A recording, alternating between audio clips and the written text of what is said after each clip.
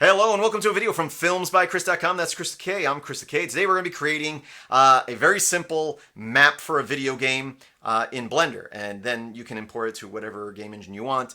Godot is great about this. You can actually edit your levels in Blender and have it automatically update in Godot. We're not going to go that far today. Our main focus today is going to be the textures and how they apply, because it can get a little weird. But we're going to create a very basic room with some hallways and angles and stuff, and then apply textures to it. So I'm in Blender here. I also have screencasting turned on down here, so hopefully that will help out. And also remember, whenever I'm pressing keys, you have to make sure you're over the correct window. If you're new to Blender, the interface is great, but it's different than what you're used to. But using shortcut keys when your mouse is hovering over the 3D view will do different things than if it's hovering over here or here. So right now we're hovering over the 3D view. I'm going to hit A to select all, D to delete. Now I'm going to hit F3 and I'm going to type in plane, and I've added a plane. Then I'm going to say RX90, so we rotated it 90 degrees on the x-axis. Hit 1 on the number pad, which is different than the number row. So hopefully you have a number pad. It makes using Blender a lot easier. But number pad will allow us to come into the front view here. Tab to go into object mode or edit mode. And then with everything selected, we're going to hit GZ1. And that will just bring it up so that the bottom of the wall will be at this red line here, our baseline, which is good for aligning things. Now let's start creating our map. What I'm going to do here is I'm going to go kind of on an angle view here, AA, B, and I'm going to select these edges here. 7 on the number pad to go into top view. Then I'm going to E to extrude. Then I'm going to go down to Control. Control allows us to snap to the grid, which really helps aligning things. I highly recommend in most cases to snap to the grid. But I'm just going to keep pressing E and then hold down Control to make sure I'm aligned with the grid, just for easy alignment here. Make some walls here with different rooms. I can even do some at 45-degree angles here. Oops. Control Z. Extrude. Extrude. Extrude. Extrude. Extrude. Until I have it how I like it. So now I have this basic little room. Now, you'll see here that this is not connected. Luckily, they're lined up since we used the grid. So all I have to do now is I'm going to hit Z and the number 4 on the number pad, and that puts us in wireframe mode. And then I'm going to hit AA to deselect everything, B to box select. I'm going to select those. And then I'm going to hit F3, and I'm going to say merge by distance. Now this wall is closed off. Great. Now, again, this is the main part of the tutorial, is adding materials and textures that will repeat and look good and consistent across your walls.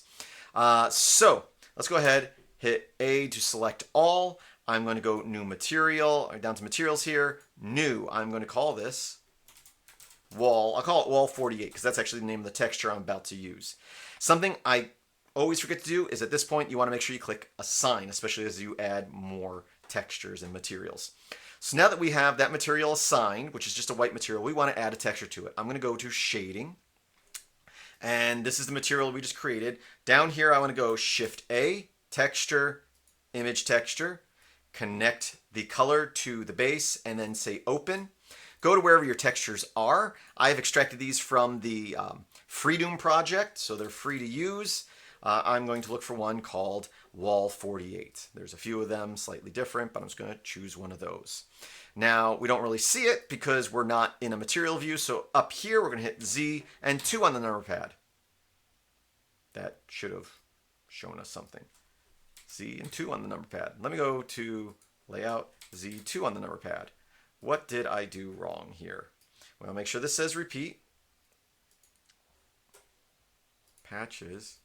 Did I choose the wall 48? I think I must have clicked, because this said patches. I think I selected the folder instead of the image somehow. Anyway, so we have that. And the one thing you'll see, they're all stretched out except for our main wall here.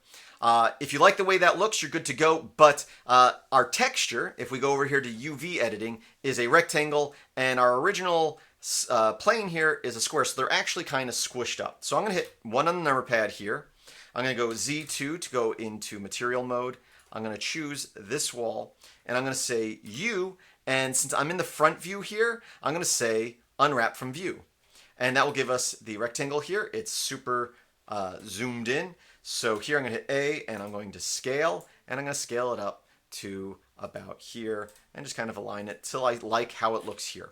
Once I like how it looks on this wall, I can apply it to the rest in this manner. This is the main part of this tutorial that took me a while to figure out. I'm going to hit A to select all. Now, the wall we had selected is now our active object. If I was to choose this one, then hit A, it's our active object. We want to make sure that we select this and then A to select the rest. Then we're going to hit U to unwrap, but this time we're going to choose follow active quads. So we do that, set it as length average, that should be the default, okay, and now the rest will match that original one. So great. One thing is this wall is now kind of reflective. You may not want it to be. If you want it to be less reflective, turn roughness up here. So great. We have our walls. Let's go ahead and go a step further and add in some floors. So I'm going to go to my layout view here just to get to my big 3D view. I'm going to again hit 1 on the number pad to go to front view, Z and 4 to go into wireframe mode. Tab into edit mode and make sure we choose vertices here. AA to deselect everything and B to box select, and now I've selected all around the bottom there. And now I just have to hit F and we create a face for our floor. Now let's go ahead and just see what it looks like. We'll hit Z and 2 to go into texture mode. So it has our current material and texture, but is not set up with any UVs. Again, UVs is how it aligns with the image. And we don't want it to align with this image anyway because we're going to use a different image. So let's go ahead, create a new material. We're going to call it, here we'll call it floor. And before I forget, I'm going to click assign because I always forget to do that and it kind of messes things up. So now I've clicked assign. I'm going to go to shading. And just like before, I'm going to shift A here, textures, image texture, connect that to there, click open, go to where my textures are. I'll just choose this one here. And again, we now have that texture on that material, but we don't have the UV set up properly. Let's go UV here and change this to be the image we just selected, which is a square image. Now over the 3D view, we're going to hit number pad 7, and then we'll hit U, and we'll just say unwrap from view. In this particular case, we don't want to say to bounds, just say from view. So there you can see it's now traced that from this view, from the top view. That's why we want to make sure we're directly over by hitting 7 on the number pad. And so it's lined up, but it's kind of zoomed in, right? You can see this line here, that's that line there. This is how it works. Now, we made sure before in our shader here that our texture is set to repeat right here, okay? So under the UV editor, all we have to do is once we hover over here and hit A to select all, S to scale, we just scale it till we like how it looks. And we have a floor texture. Now to show this again, we're going to create a ceiling or a roof. So in the 3D view, I'll hit 1 to go into front view, Z, 4 to go into wireframe. I'm in vertice mode, AA to deselect, B, and we'll select all the top ones there. Again, I know these are very basic rooms, but I'm just showing you the general idea here.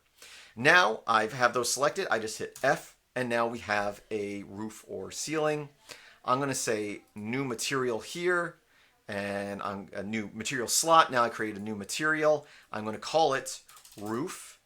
And again, I'm going to click assign. You can always assign later, but if you don't do it right away, you're going to line things up, then realize you had the wrong material and you might have to line it all up again. So now, if in this view, if I hit Z2, you can see we have that material. It's just a white material. We haven't given it a texture. Let's go shading. And again, just like before, Shift A, go to texture, image texture. We'll connect this here. We're going to say open. I'll go to where my materials are, and I will choose a ceiling material. Let me go ahead and just choose one of these. You can pick any shape you want at this point. So I'm just going to choose. I'll choose a brown one to make it stand out a little bit. I think more than the gray one would. So we've assigned that material to it. You can see it has a material. But if we go to our UV, you can see the whole thing is just one line.